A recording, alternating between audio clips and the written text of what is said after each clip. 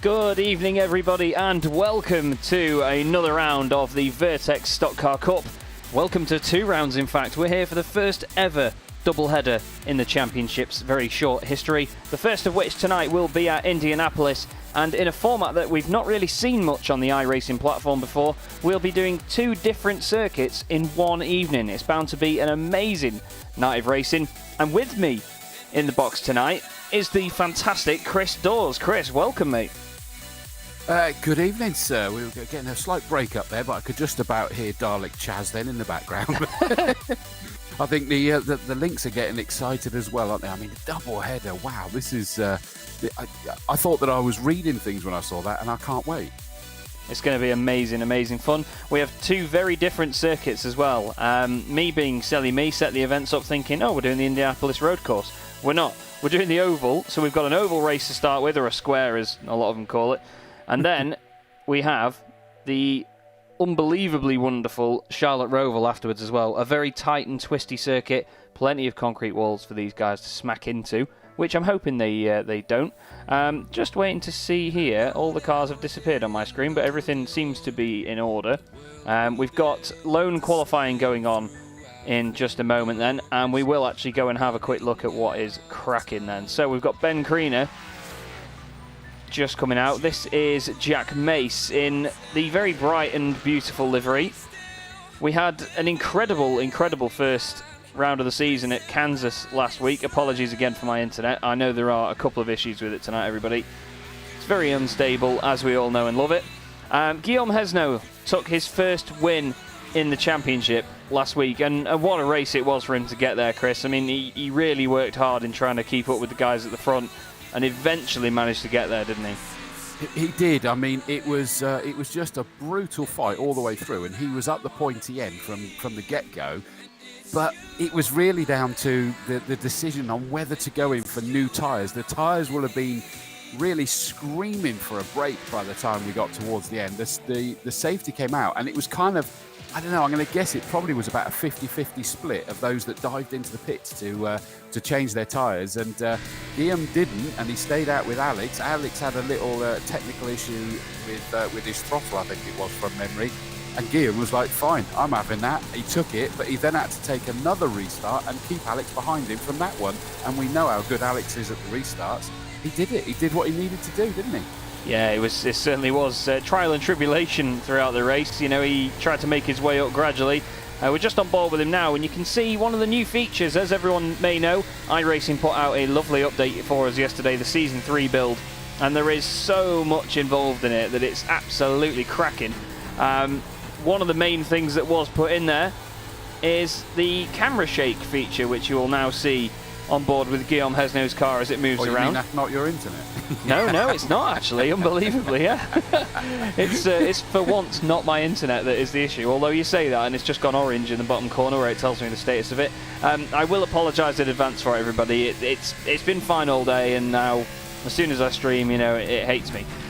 Guillaume Hesno, though, is now 5th at the moment on the left-hand side. We'll show you the gaps as well so you can see the difference between these boys. Alex Sedgwick not quite top, but Aaron Smith, who has been a real revelation this season. He's come alive since that event at Eldora, hasn't he, Chris? He's really turned it around. He is. I mean, we thought he was going to be at the pointy end. He's a monster at the restarts, isn't he? And he didn't really get it his own way at the last round, sadly, did he? But he was always there, ready to get involved. And I think, you know, he's making sure that he's going to start at the pointy end again.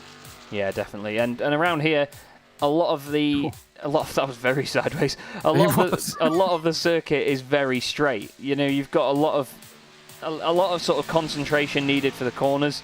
With there only being 4 of them, and they are all quite similar, it's going to be the straight bits that are the telling point for a lot of these guys, because they're going to need to maximise the slipstream, if I can put my teeth back in, as best they can. And I think there's going to be a lot of mind games going on this evening in terms of what these guys do. We're just looking at Alistair Topley at the moment for Rogue Motorsport. He is in 10th position now as Ben Creaner goes 8th. Jamie Jenkins out there once again in the number 3. He is in 14th position at the moment. And Freinzehner, as we were told to say it, is once again out there. He's got a bit of a different livery on his car as well today, which is nice to see. We have a couple of the guys as well in a few different liveries each week, which Chris is going to absolutely hate. But in NASCAR, it's part of the whole appeal of it. We've got Jason Glenn out in this wonderful new livery today. He was in the red and white livery last week, which apparently wasn't working, and that was the wrong livery. So now he has the right one, but I don't see a number on the side of it, and we had issues with that before, so he's going to be kicking himself. Here is Adrian Burks in the 72, or there was Adrian Burks in the 72, as qualifying actually finishes, and we will get given our grid for the first race of 2 tonight. So Aaron Smith puts it on pole then from Alex Sedgwick, with Connor Mills and Billy Fletcher making up row 2. Then we have Freinzehner and Brian Crowles on row 3 ahead of Guillaume Hesno, a Kansas winner, and Adrian Burks in 8th. Then it's Ben Creaner and Jack Mace on a very interesting 5th row. Alistair Topley just ahead of James Harvey in the number 40.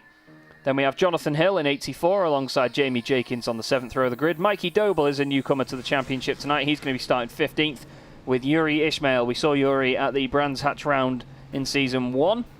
Then we have Jason Glenn in the 55 alongside Jeff Hooper in number 79 on the 9th row of the grid, with George Tolsma and Justin Nair rounding out the top 20. Then we have Nicholas Yarrington, friend of Billy Fletcher's, in 21st. And then it's Justin Bailey 22nd, and Sean Stacey in, to be fair, what has actually become one of my favourite liveries on the grid. I was looking at it in the screenshots that I was doing the other day, and let me tell you, it's a ruddy good looking car. I just thought it was black when we saw it last week with just his number on it. I'll just try and find him now. I think he's just at the bottom of the timing screen. Oh, he's not showing us in the race at the moment. He's not got in the car, unfortunately, but it's got this beautiful sort of like Northern Lights sort of aurora pattern coming up from the bottom of it in all purple, and it just looks stunning. But we've got a lot of good looking cars out there, though, to be honest, haven't we? So if we were going to pick a favourite livery, it'd be hard to do. It would, yeah. Sorry, I was just quickly noting down the starting grid on my paper so I can refer to it later. I'm acting as though it mean anything because they're back and forth, aren't they? And they've kind of had the right act rated them ready for tonight, haven't they? So whether those paint jobs will last very long, we'll wait and see. And if they do incur damage, it does affect their steering and handling of that car, doesn't it? Yeah, exactly, and straight line speed is something that's very, very key around here. So if they lose any of that, if there's just a tyre scrubbing, it'll be a nightmare. So fingers crossed that they don't have to deal with that. But we'll shut the music up and we'll let the cars do the talking, as Aaron Smith is going to lead us away for 25 laps here of the Indianapolis Motor Speedway. And then second race of the evening, round 3 of the championship, will come to you from Charlotte Roval. But for now, it's time to turn left. In round 2 of the championship, the safety car pulls in aggressively. Mustangs don't go around corners, so it's incredibly unrealistic. But here comes Aaron Smith then. When's he going to put his foot down? There he goes. You see the front of the car lift off the ground and they're away. And look at them all pouring down the straight. Beautiful to see. And Alex has stuck with him and done a good job of it. A lot of the guys going to the bottom line. That's Brian Crowles coming to the inside. Just have a little look back, see if we have any shenanigans going on. Everyone seems to have got away with it and done well. So Aaron Smith then, with Cedric around the outside of him. Clean start so far, Chris, and it looks like our reigning champion Connor Mills has been hung out to dry here with Billy Fletcher. He has, although he's coming back again, hasn't he? We need to see how this is going to play out in terms of high line, low line. And he's now snapped himself in front of Billy Fletcher, the black car with the bright orange flashes on it. And they're going line astern for the top 4 at the moment, but I don't know how long that will last. Yeah, I doubt we'll see him stick to that all the way. Oh, Kreener's around and Hesno. Hill is involved as well, and Yuri Ishmael, and we've got our first yellow. What caused that one? Oh, the 42 involved heavily there as well. That's the newcomer, Nicholas Yarrington. Justin Naya turns Ben Kreener over on his roof. What happened there, boys? It was involving Ben Kreener. Oh, Kreener just came over on Hesno. It had to be Kreener, didn't it? He was getting some stick in the chat last week. Him and James. Oh, look at that! And Naya gets into Kreener. Kreener up in the air. Quite a horrific hit there. Kreener and Harvey carrying the Black Lives Matter livery as well. Both of those guys involved in that one, and that's a very bent and broken machine. I mean, look at the crabbing on Yarrington's car. That is not behaving itself, is it? It certainly shows, as I sort of said earlier, that it does have an effect on the livery. Not on the livery, it certainly does on the livery, but on the handling. And you suddenly see go into the pit stop and the bodywork pops back out again. And it all depends on how bad that damage is as to how long their pit stop takes as well, doesn't it? In this case, they get fast repairs, so it just instantly fixes. Is it? In a lot of other series, though, you are right, it is a case of however bad it is. I mean, I've done endurance races before where we got very unfortunate at the bus stop chicane at Daytona, where one of our guys put our Ferrari backwards into the wall. It was a tiny hit, but there was a little glitch in the game, or sim as people call it.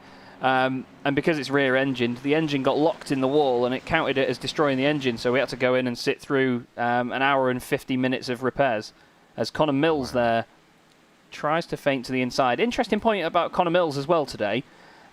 He's usually number 7 in the championship, but you'll see on the left-hand side and on the side of his car, he's actually adorning the number 1 now to sort of show off the fact that he is the reigning champion of the Vertex Stock Car Cup, and I like that. I mean, what's your take on that, Chris? I mean, I know in a lot of 100%. Motorsports, like, people don't always carry it. Like, if you look at Valentino Rossi, Lewis Hamilton, for example, they don't go for the number 1 when they've won the championship. Obviously, they'd prefer to stick to their own number. But I think carrying the 1, it has that prestige about it, doesn't it? It says, I'm the one not to be messed with for the coming season.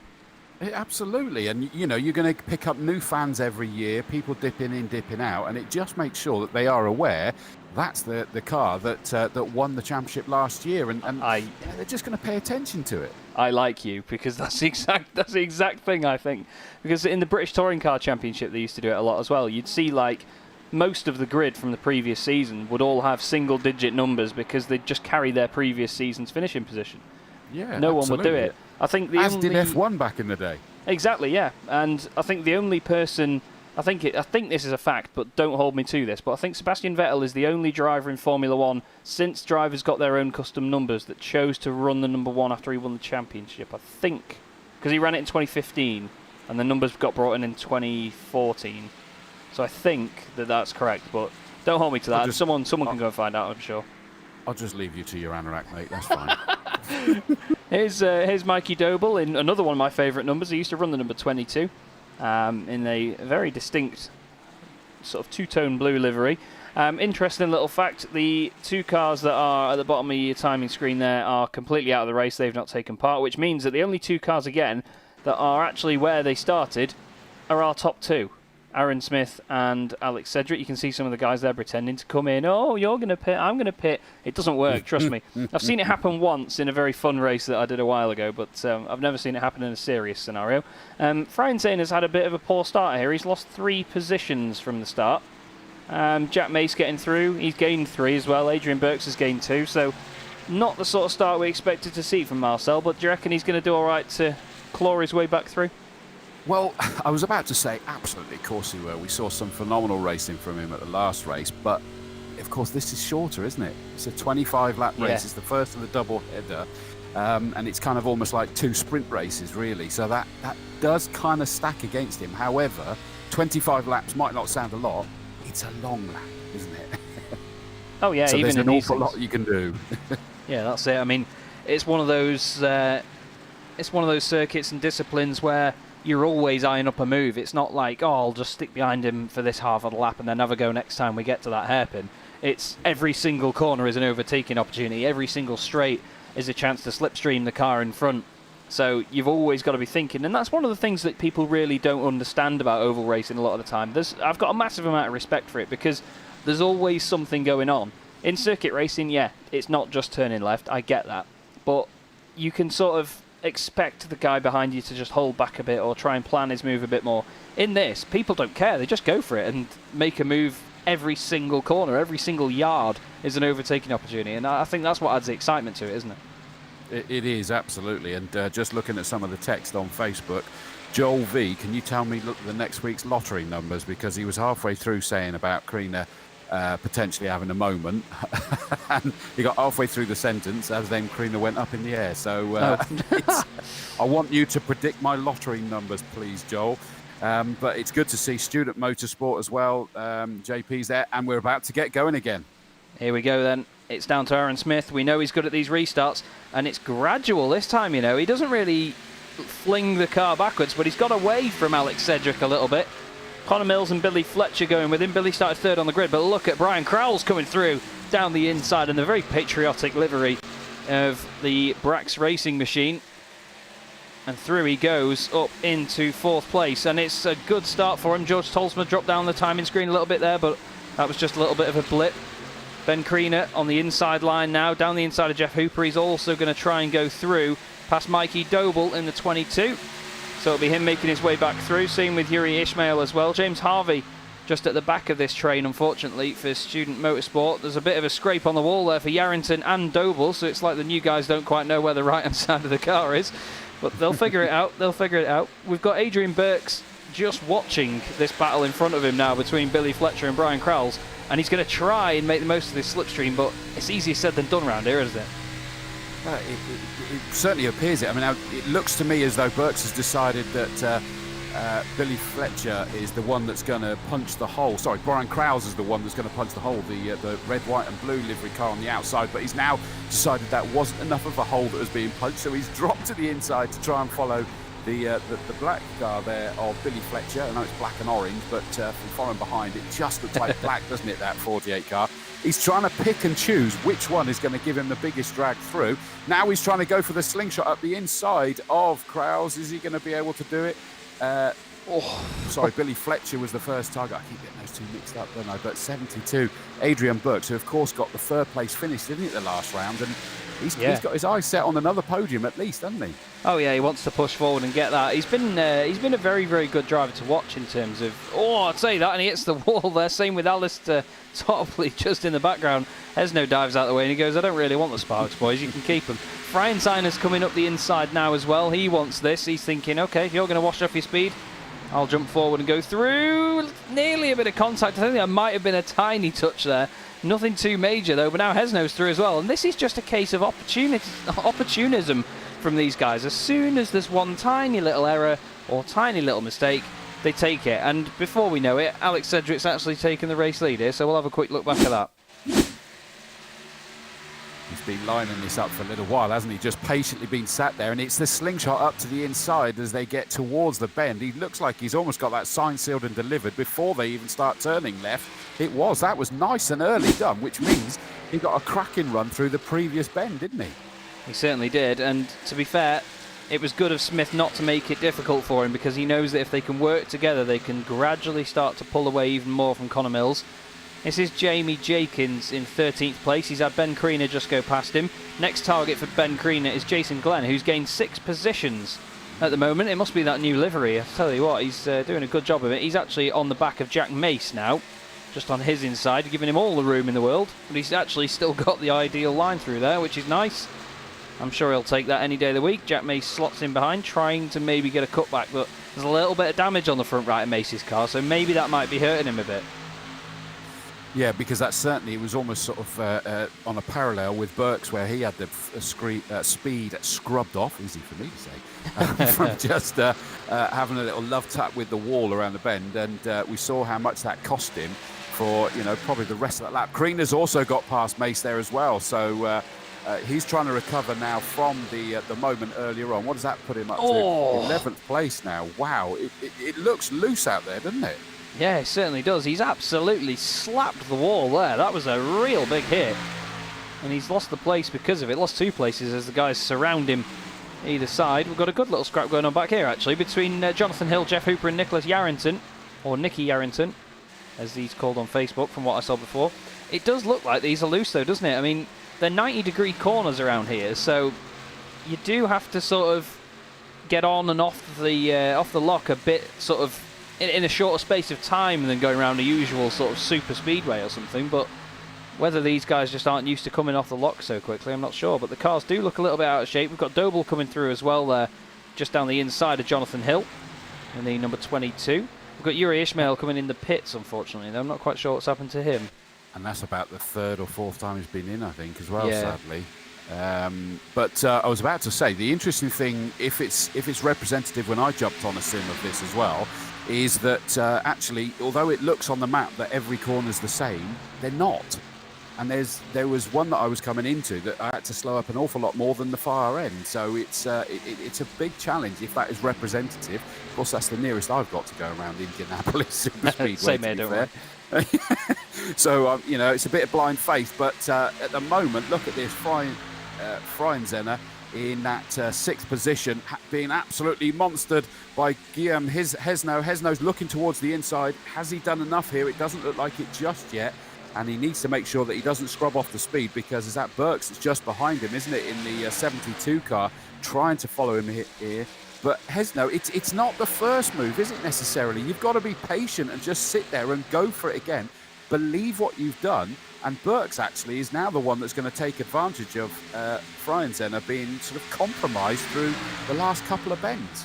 Yeah, it's all about making the move at the right time. That's the thing. You can run away with it or be in front for the whole thing, and then it comes to the last lap, and all it takes is for someone to just take advantage of the slipstream and try and just pop by. I've just had a bit of a move around in the background as well. Alistair Topley's just been overtaken by Jason Glenn going down the first straight, and now it looks like as well Jason's got some right good speed here. I tell you what, that livery has done him some good. He's gained 8 places. If you look on the left hand side of your screen, everyone, you will see the drops and gains. Like you see there, 9th position, Jason Glenn, 8 places. Ryan Crowles has gained 2 to get up into 4th place. He's got Billy Fletcher behind him at the moment. Connor Mills is sort of on his own at the moment in 3rd place, just chilling away. He hasn't had a race win since this championship started, but yet he's the champion.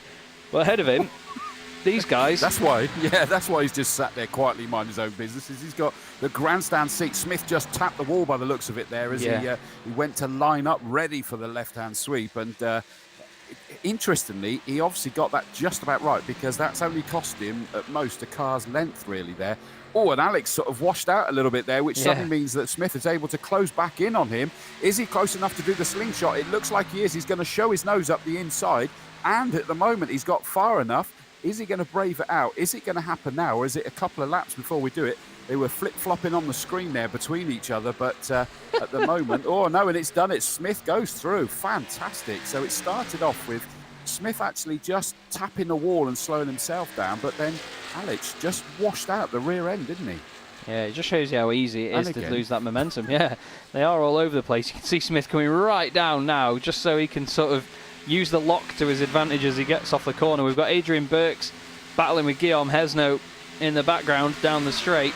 But some awesome stuff from these guys at the moment. Hesno scraping the wall as well, but I mean, as we've just seen from our new race leader Aaron Smith, it doesn't deter you from getting a good slipstream out of turn 2. I'm really liking the use of the verb flip-flopping though. That's definitely on my radar from now on. We've actually still got them close together at the front there. Alex is pushing him now. Yes, back to what we had earlier. Oh, and that he's just sort of showing his nose towards the inside. I think that was just a sort of a psych up, and then he remembered they don't have mirrors anyway or anything that works particularly. So it's a good try though, Alex, but he's trying desperately to find a way through. And I think that really showed what you said a minute ago, Chaz, is that it's about getting the timing right of the move, because he obviously went to have a look for it and then thought better of it and tucked himself back into the slipstream. Yeah, that's it. You can very easily go for a move, but sort of ruin your own run or compromise your own line a bit too much. If that person is willing to defend it hard enough, you can sort of screw it over for the pair of you in one go. It's very easy to do. Mikey Doble just popped out in the background there to make a run. He's side by side with Jeff Hooper. This is the battle for 17th and 18th. Down the inside into turn 1 goes Mikey, and he is through. And just behind there, Jonathan Hill.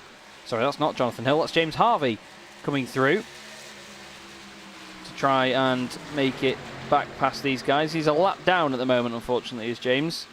So he may not get too involved in this fight. Just ahead, Jack Mace has got the 42 of Nick Yarrington all over him. And I tell you what, it's a great example, this, of the awesome racing we get in this championship. There's just battles everywhere, isn't there? Absolutely there is. I mean, this is one of those ones that looks incredibly challenging. I mean, you touched on it earlier, is the fact that it's probably not the moves that you're making right now that are going to make too much of the difference necessarily, unless it's about catching the group ahead of you.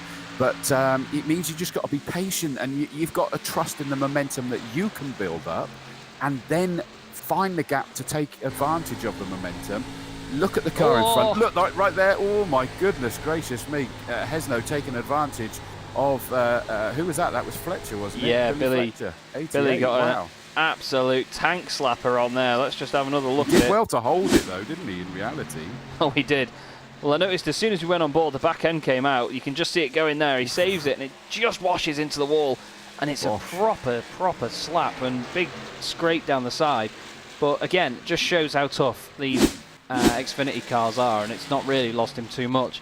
And yet, other than the fact that, of course, he was all over the back of Burks, wasn't he, in the red and white 72 car, and not only has he lost a place, but Burks is sat there going, happy days, I'm out of here, boys. I'm going to try and close in on Brian Krause, although Krause seems to have checked out and disappeared up a long way away, and is desperately trying to make it not so lonely for Connor Mills. Yeah, he's checked his baggage in, and he's off, and he's completely away. I hope he's social distancing on the flight.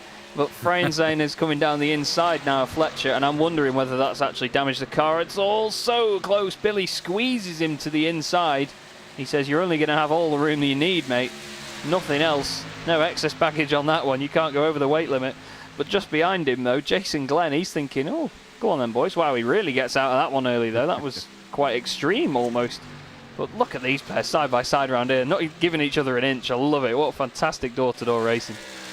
And it looks like Freinzen has actually added some colour to his livery, hasn't he? It's very similar, but he's added a bit of grey, although I'm assuming I'm interpreting that correct, with every now and again I go blocky, but he's sort of tweaked that. But he's still sat there in that 7th place. I mean, he's not going to be too happy after a 4th place in the last race, is he? But at least he's still well and truly within that top 10, and we've seen how easy it is for a tiny little mistake to happen, and all it needs is for a potential another caution to come out, although we've been going for a good old chunk of time. I've just touched wood in case you ask, so I'm not doing the commentator's curse there, but at the moment it's really about the top 2 having a great battle, 3rd and 4th on their own, and then it's actually Hesno's managed to get out on his own as well, hasn't he? From all of this, to be fair, he's broken away from them as well. Yeah, he's sat there in no man's land as it stands, but that means he can now focus on his own lines and possibly reel in the red and white 72 car of Adrian Burks. Both of those, of course, remember, they were 1st and 3rd respectively in the last race, so they're going to be wanting to do something. In fact, Burks has done a great job, closed in on the red, white and blue number 48 car of Brian Krause. That's an impressive close-up by Burks there. And he's still going. Look at him now. He's still closing in on him quite dramatically now. And I thought that Burks was going to take advantage of... I'm looking at this, actually, Chaz, and I'm wondering, the closer they get, it seems to unsettle them even more. And Burks has got a good run there. And Brian Krause got very out of shape on the exit of the corner there. And has that compromised him too much? Yes, it has. Up goes Burks, up into 4th place. Beautifully judged, to be fair. He saw that Krause was having a bit of a moment. I mean, he gave him all the room just in case that the car did have a bit of a slide and come back down. And unfortunately, it's just that little... Krause is running loose now, because he was a long way ahead of Burks, and then we just got excited that Burks had closed into him, and it didn't take long for him to actually make the move, because we saw that Krause was looking rather wayward with the rear end. Are we allowed to say that this time of night? I don't know. Maybe we just scared him. But Jamie Jenkins coming in the pits. Something has happened here with Jamie. Oh, he's really gone into the wall. That looks like it's going wide, or it's got a meatball flag or something. Let's have a look. I think he's just going to drag it in because he's had some sort of handling issue. I'm not quite sure there. There he is, still in the pits. At the front, though, it's these boys absolutely hanging it out. We've got 6 laps to go after this one. And I mean, look at the back end on that. I mean, Alex is almost drifting this thing around there. Look at that. It's just absolutely brilliant.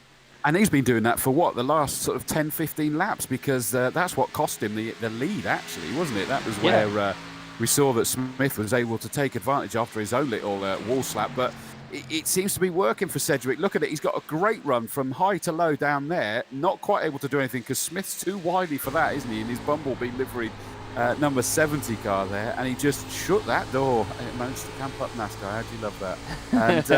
And made sure that Sedgwick could get through. Well, we've actually had JR Sim Racing commenting saying, am I from Yorkshire because of my accent? But that sounded more Yorkshire than I have for the whole thing, so we'll go with that. Jason Glenn and Billy Fletcher are at it again here, side by side. The Lux Sim 24 Esports branding getting all of the airtime. Rob's going to absolutely love that as they go down the straight. Jason on the inside then, and that Fletcher's car is bad since that hit on the wall, isn't it? Yeah, definitely. It just shows you how it can affect not just the handling, but the straight line performance as well. Bit of a slide there on the inside from Jason Glenn as well. And we go on to lap 21 and 25. And I tell you what, this race has flown by. Oh, Billy's in the wall again. Get it off there, Sunshine. Manages to get it back in the middle of the circuit, but Jason Glenn has gained that place and will now hold on to it.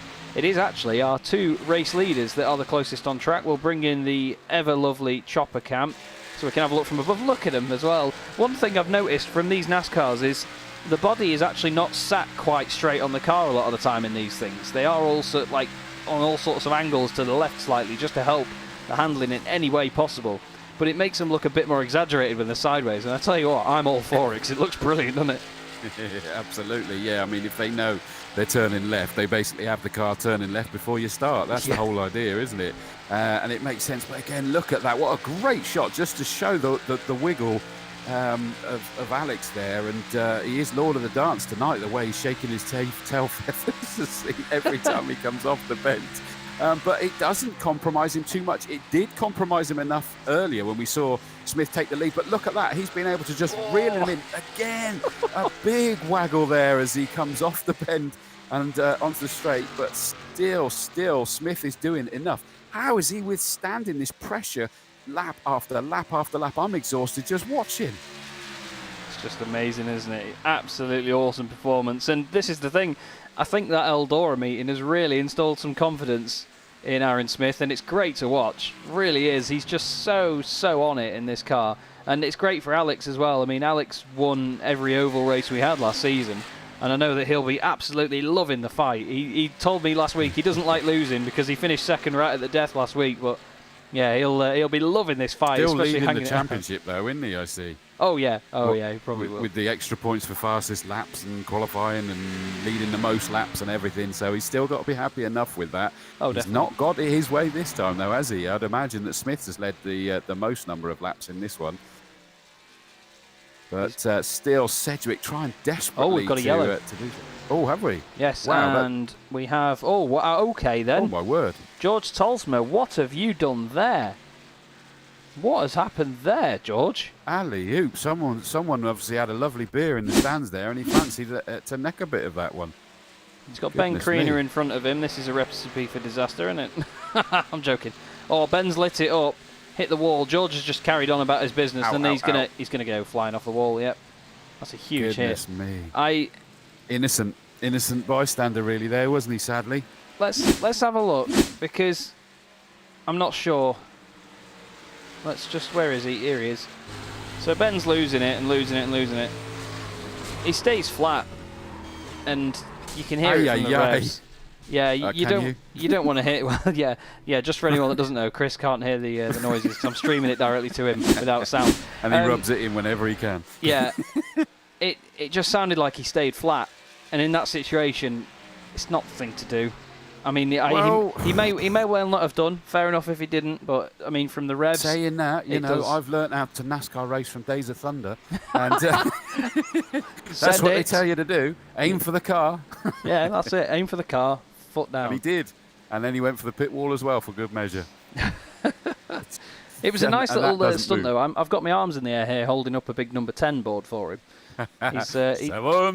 Execution was brilliant, but that also does a bit of a favour here for Alex Sedgwick. It gives him a bit of a break for a moment to think, right, how do I get past this guy in the Wasp, the Waspy Smith.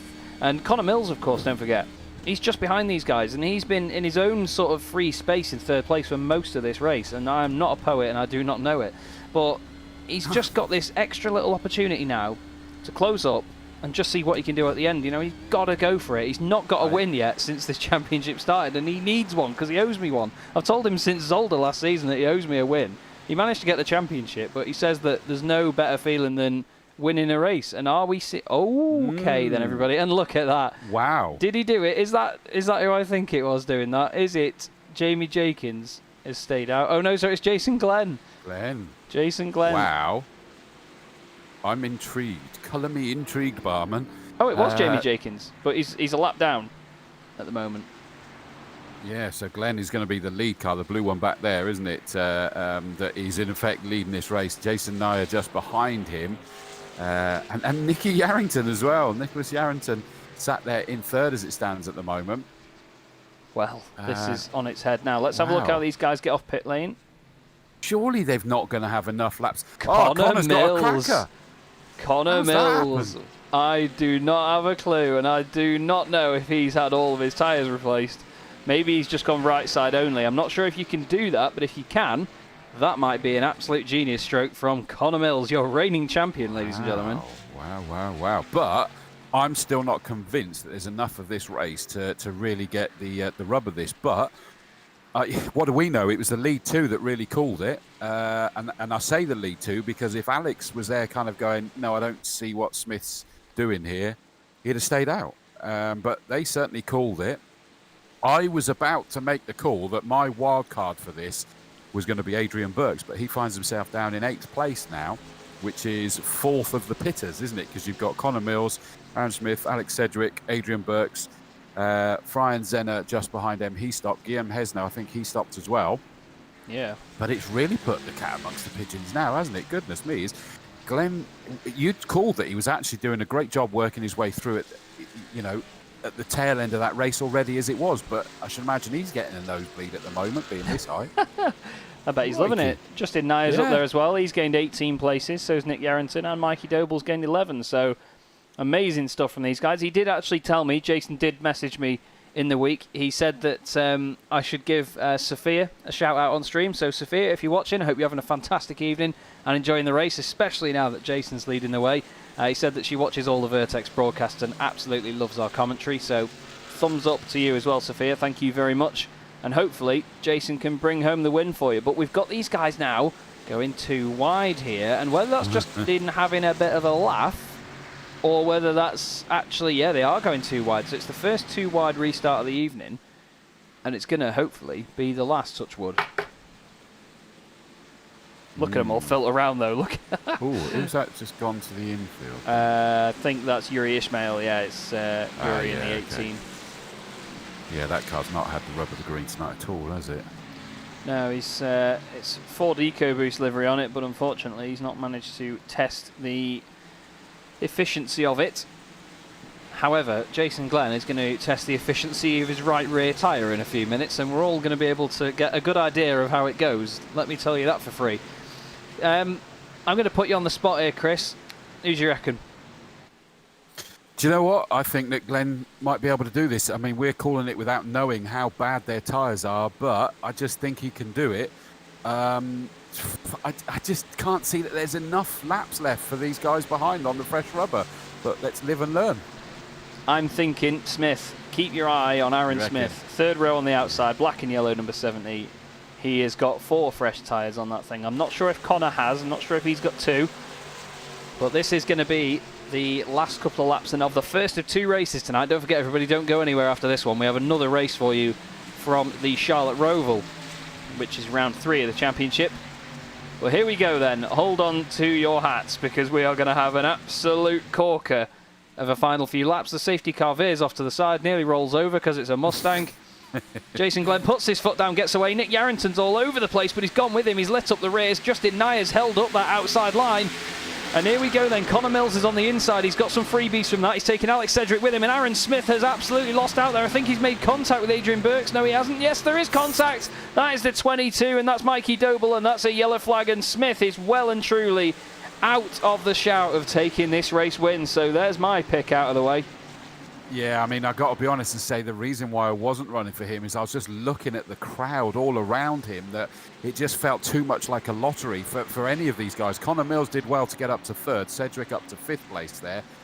But, you know, there's got to be an element of luck there. If you consider that Aaron Smith was in the middle there, and it was then sort of Mickey Doble that just got wild on those tyres that are clean crackered now. Look, you see the rear end just went, and then suddenly, of course, Smith is stuck in the middle on this restart. He's got nowhere to go. I think Smith hit him, in all honesty. I think genuinely it was... I didn't think so. I didn't think so. I thought there was enough gap there. Let's have a look. No, he definitely squeezed him, definitely went in. Smith could have backed out a little bit. And, oh, I'll tell you what, someone who got lucky in that then was Jonathan Hill. Let's just have a look at this again from Jonathan's point of view, because this is a scary old ride. You don't even see the contact happening, and then suddenly there's smoke, and then suddenly there's a car coming backwards. Tiny bit of a tap, and wow. Wow. I'm just going to go and get some new underwear. Back in a minute. That could have definitely been a big hit there for him. Look at these guys, absolutely flooring. I just noticed someone else there that means he's really lost out, and we saw him have the damage earlier. Billy Fletcher in 88 is right down in 13th place there, just ahead of Hill that we were having a look at then. That is not where we'd expect to see Billy Fletcher, but if he's gone into the pits, I wonder whether he's managed to get that damage repaired that could see him make up a handful of places before we get to the checker. Yeah, that's a very good point. We'll have a look on the right-hand side of the car now as he goes through. He probably would have got the fast repair in the pits, so yeah, it's all well and good now in that car. So hopefully he can make up the places, like you say, towards the end. The guys are just catching up with the safety car, I believe. Yeah, it's just in front of Jason Glenn, Nick Yarrington as well. These guys just want to crack on with it now. They're not messing about. They're thinking, right, let's go. Well, you've got to say, haven't you, as well, what a fantastic restart by Jason Glenn. He was cleared off into the distance, leaving basically Yarrington and everyone else backwards to get involved in the mayhem, which, of course, did include Jason Nyer, 77 in the yellow and red car, that kind of went backwards a little bit. But the restart by our sort of pole sitter here, I mean, look, off he goes, job done, it's nice and steady at the moment. Wallop, there he goes, he's found the turbo boost button, off he goes. Nyer's hung out to dry, up the inside goes the yellow car of Yarrington. Good job up into second place by him then. And you can see Connor Mills has also, as soon as Nyer's been left out, and there's the incident behind, but Alex Cedric was, thankfully for him, ahead of all of that, so he was able to just stay glued to the back of Connor Mills. I think that was deliberate by Cedric. Look, he's picked his partner there, hasn't he, to just glue himself to. Oh yeah, definitely. Him and Connor get on very, very well, and they have a lot of trust in each other when they're on circuit. They know exactly what the other one wants to do. They've got really similar mindsets in terms of when you need to work together, when you need to go for a move and try and overtake the guy in front, or when you just don't sort of compromise both of your races. So we're going to be coming up to a little bit more than 25 laps for this one, but it was to be expected. We're going to try and get a green-white checker out of this. But what a great race we've had so far. And once again, Jason Glenn's going to have to lead these guys away. Now, I'm going to keep my eye on Nick Yarrington, because if we've got another lap yet to have a look at this. So if we just look back at Nick Yarrington here, watch him light up the rears on this thing. Watch the yellow car on the left. As soon as he gets his foot down, it wiggles around all over the place, just steps out a little bit there, and then ready, it straightens up, and then there it goes again. So he's really got some shredded rears on that car. And I think we're going to see maybe a bit of a struggle on the outside line here for him. And don't forget that Connor Mills is now going to be on the inside with Jason Glenn, so he's looking more and more likely fresh rubber. Yeah, exactly. And he's got he's going to have Justin Nyer with him as well. Alex Cedric is also going to be on the inside. So we've got two very, very good opportunism sort of based drivers there that will not blink at the opportunity. They might have this in the bag, but whether Jason Glenn lets them anywhere near that front spot is up to him. And well, I think the pressure's going to be mounting at this point, don't you? I'm intrigued, actually, to wonder whether Alex was able to call it really quickly there, that if by not getting past Justin Nyer as he was sort of threatening to do, so he's 2 places behind Mills, which means they now get to go line astern again. It was almost like a masterstroke. Surely he didn't do that deliberate. The only reason I raise it is that on the replay, it looked like Alex checked out with just as the yellows were about to come out. I think he saw the incident behind him and just stepped off the gas a little bit. So he's going to go into this restart, although they're not going 2 by 2 by the looks of it this time, are they? He would have been line astern with Connor Mills. Maybe I'm praising him too much there. I don't know. Maybe romantic notion, eh? It's all good. It's all good. Well, that may hand it to Jason Glenn a little bit more then. If they're not going 2 by 2 now, then they have to potentially work a little bit harder for this. We'll keep our eye on it. But once again, everybody, make sure you sat down, because this is going to be... I nearly wasn't when they had that incident before. I thought it was going to be a lot bigger. There goes the Mustang again. And here we go then. There goes the other Mustang. Jason Glenn gets it away. Yarrington wiggles around a little bit. Connor Mills is chasing him. Look at Sedgwick just behind, poking out behind. I'll get my words out one day. Justin Nyer in there as well. Looks like there's a big change around here as well. Look at all these boys shimmying about. Billy Fletcher's on the inside of Jonathan Hill. Just in front, that was Ben Kriener and Brian Crowell side by side. Ben hanging it around the outside. Oh, Jack Mace is in the wall. Jonathan Hill's off as well. And that's a huge hit for Billy Fletcher. I think we had James Harvey off as well. And another yellow flag, guys. And that's... Do you know what the interesting thing there is that I was about to say is that we've got a lot of cars. Oh, and that's some big engine trouble for Jack Mace there. He's going to be heading towards the pits with that one. But I was going to say is that it looked like a lot of cars on ragged rubber, but they're the ones that have been in. Yeah, exactly. They're really, really lighting up the rears a lot, aren't they? Let's see if we can figure out what's gone on. Let's go in the wonderful slow-mo. So I think it is between these guys Aaron here. Just behind them, look, as well. Yeah, Aaron Smith's in there with Jamie Jenkins around the outside. And then in front of that is Jonathan Hill and Billy Fletcher who come together. And yeah, look, Jamie's going straight for that rear corner on Jack's car. Hits the back of him. They go into the wall. Just in front, Billy Fletcher washes out wide into Jonathan Hill. Jack Mace got absolutely battered into there. Luckily, he just misses Aaron Smith. Aaron Smith went straight through the middle of both incidents. Yeah, he did. Brilliant. Jonathan Hill on the left there. That's a massive hit, and then he's going to come back through. That's Mikey Doble going through, thinking, I don't want to hit the 84. He does hit him, and somehow gets away with it. Jonathan Hill then flies up towards Yuri Ishmael, who also just gets away with it. Wow, we got some very lucky guys in that incident, but unfortunately, some very unlucky ones as well. And Jonathan Hill back in the pits. But here is your still race leader, Jason Glenn, but now... It's brutal. And now he's Connor Mills has just, by safety car, worked his way closer and closer to the top. And poor old Jason Glenn's got to be livid because, again, he got a fantastic start, didn't he? Look at the daylight between him and the chasing car of Yarrington. But Connor Mills, he was able to take advantage of that straight away, as you'd expect on the fresh rubber, as did Sedgwick behind him. And he'll be gutted because he was already closing in onto the back of Yarrington, but not able to take advantage of the big hits there. Goodness gracious me. Billy Fletcher has just had a torrid time today, hasn't he, in that number 88 car, sadly. And again there, it looked like he was washing out, so the handling hasn't much improved from that pit stop by the looks of it. But they kind of were warned, weren't they, on the restarts not to light up the rears because, as we've seen, it's very easy to do on the restarts. Yeah, definitely. And it all started with that sort of second incident with Jamie Jenkins just losing the rear going into turn one. And then as soon as he pitched it inwards, once he was still on the power, it just turned Jack Mace. Both cars go in the opposite direction, and then again they bounce off the wall. But Aaron Smith, once again, really, really did just have a bit of a miracle going through there. And he's still got Brian Crowell in front of him. He was also not at the best of races tonight. A bit of a rough ride for him. But, yeah, Nick Yarrington still up there in third place, but I think Connor Mills and Alex Sedgwick, they're both, if we have two wide start again, Connor Mills and Alex Sedgwick are going to have to try and make that outside line work for them. It's going to be interesting to see whether they do.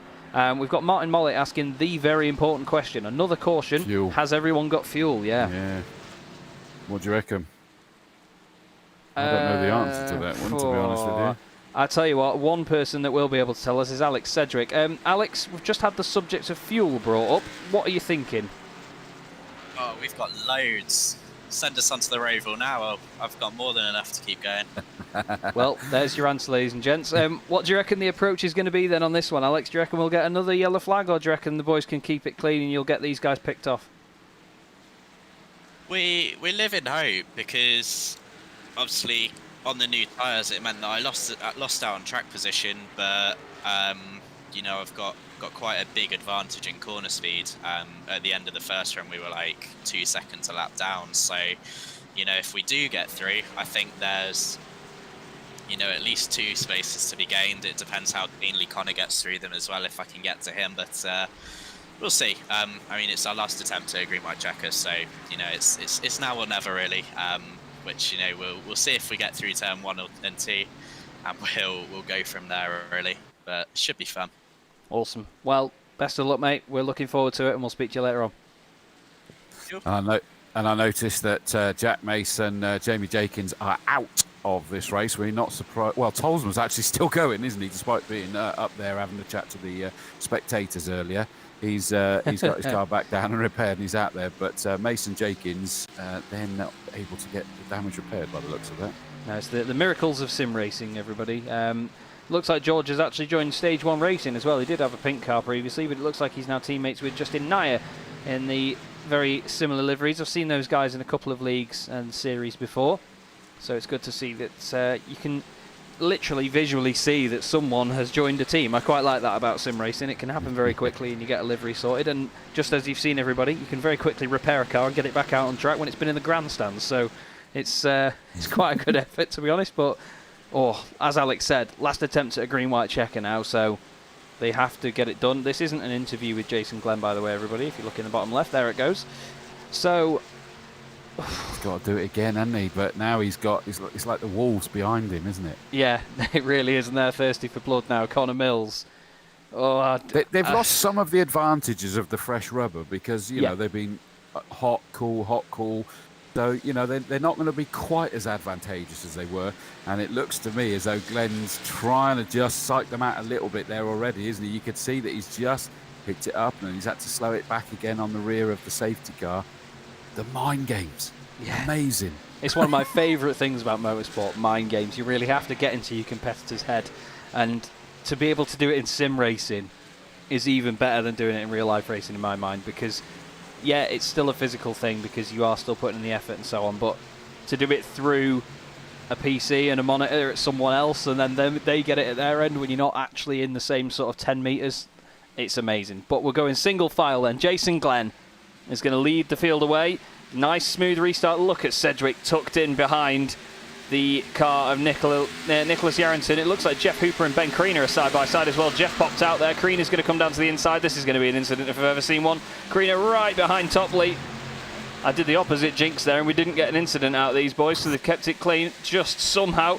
Cars around. Hooper's sideways. Now it's 3 wide through there. We've got Krauls and Aaron Smith around the outside. Look at Aaron hanging it out around there. Go on. And he gets the place from it as well. Brilliant stuff. And Connor Mills has taken the lead at the sharp end. We knew that there was probably only a matter of time, sadly, and I say sadly for Jason Glenn because he's been doing such a good job at the pointy end. And Sedgwick now is trying to hunt him down as well. I mean, it's just unfortunate. He's there on the tattered rubber and he's not able to defend there. Through goes Sedgwick. Now, what is Sedgwick going to be able to do with Connor Mills? They're both on fresh rubber. Surely there's too much daylight there. Is he still going to be hold on to a podium for Glenn? Do you know what? I think he could do. Burks is lurking in the background in the red car, though.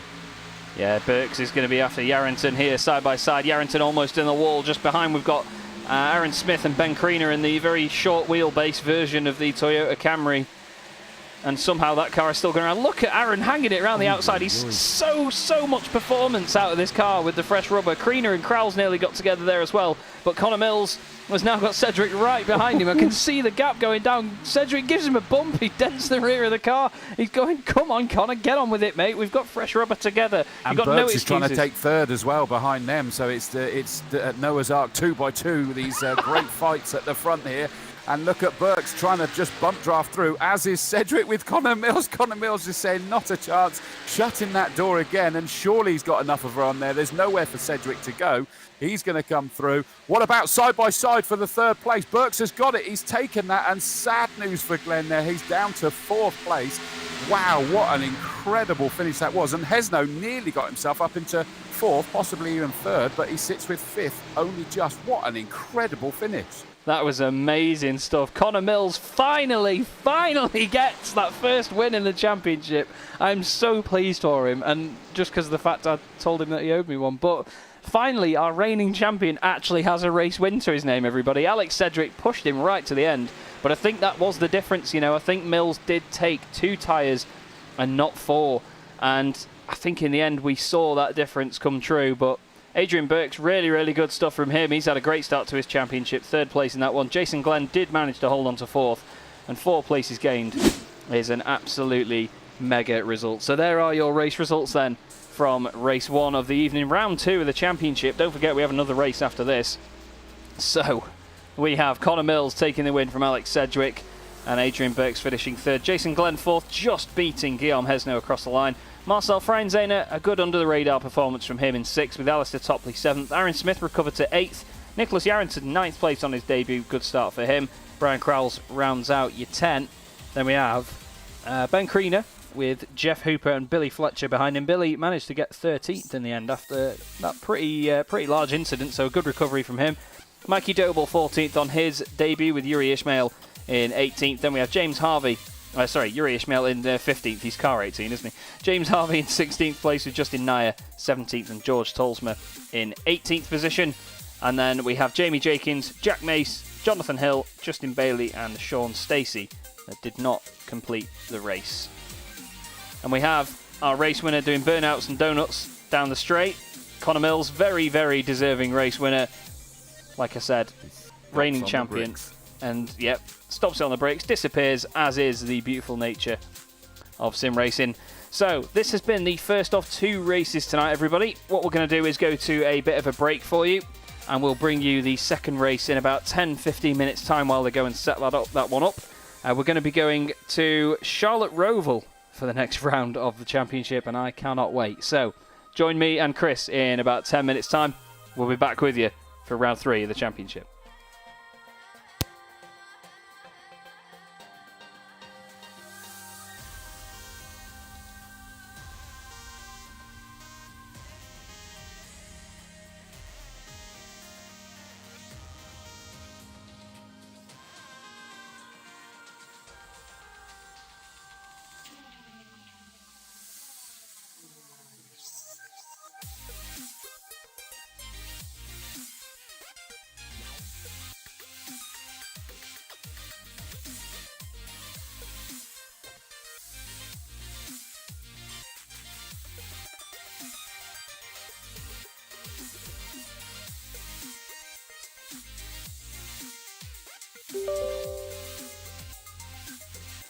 Yep, sorry about that noise, everybody. It turns out I have to do an update or 2 for Charlotte Motor Speedway. So we're just getting into the session, and we will have the second race of the night. But what a first race to see, hey? That was absolutely awesome, wasn't it? Really hope you enjoyed that, everybody. We've got plenty more where that came from coming up in just a few minutes in the Vertex Stock Car Cup. Don't go away.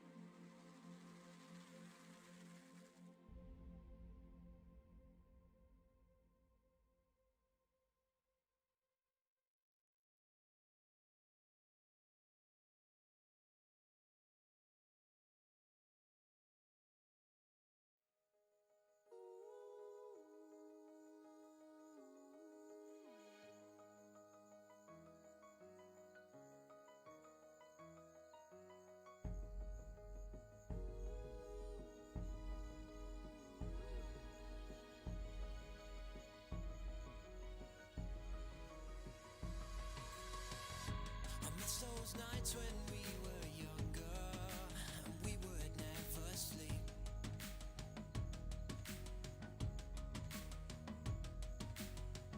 So let's forget about tomorrow and live for tonight while we're free. And I tell you what we're going to do, actually. We are, just during the break, we're going to bring in our race 1 winner, Connor Mills. Connor, you've finally done it, mate. You've got the championship under your belt, and now you've finally got that race win. How do you feel, mate? Yeah, finally, Jesus. I'll be honest with you, that last lap, I don't think my heart has ever beaten so fast. Like even in real racing, I've never been that nervous.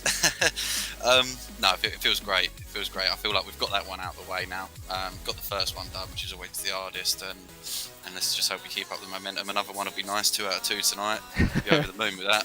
Definitely. Well, just talk to me about that pit stop, because we noticed you'd gone quicker. I've not really raced in the NASCAR machinery that much, but is it possible to take 2 tyres? Is that what you did? Yeah. So I took, the guys, Aaron and Alex took 4, and I took 2, just the outside rights. I thought so. See, I got that right. I'm quite happy with myself about that. Yeah, which isn't ideal, but I knew from like the race that I just don't have the race pace. I'm about a tenth off them 2 guys. They just dropped me a tenth every lap. Yeah. So I knew the only way of having any chance of winning it is just to take 2. Or take 4 if they took 2. So I was just going to do the opposite one to them, and that was the only way I was going to win it. But it paid off. Yeah, it was hard, but it paid off. Oh, definitely. It did look like a lot of hard work, especially the sort of last 2 laps, just getting it absolutely nailed. And then Alex really putting pressure on. I mean, he put a couple of dents in the back of your car as well right at the end of the race. But it was amazing to watch. How was it knowing that he was closing so much though, with just a couple of corners left? Yeah, I know. I mean, it went green, and then I was like, right, I just need to keep 1 car in between me and Alex. I knew he had 4 tyres. I knew he'd be quicker. I just need to keep that gap, get a big enough gap for the last lap, and then hope he doesn't catch me. But he did catch me coming down that back straight, and then I was like, right, okay, well, let's just defend for my life. And it's Alex's fault really. He keeps defending like that on me when I try and take the win off him. He's taught me too well from doing it to me. So yeah, no, it worked. It's funny coming in tonight. I didn't have big hopes for the oval, because as you know, the tracks where you go left and right are my speciality. So I was really hoping for a win at Charlotte, but I'm over the moon with that. Let's crack on and see if we can replicate it, but maybe replicate it by a bit more than half a car length. It would be nice. Yeah, definitely. Well, we'll leave you back to it, mate. We're just going to get into the second session now, but if you can get another one, then that'll be absolutely mega. But enjoy it, mate. I'll try. Cheers, guys. Cheers. Speak to you soon. Bye. Connor Mills there, your race 1 winner then. We're just getting everything set up ready for the session, and then we'll watch the guys in qualifying for the second race of the night. Just 2 more minutes. I'll be back with you.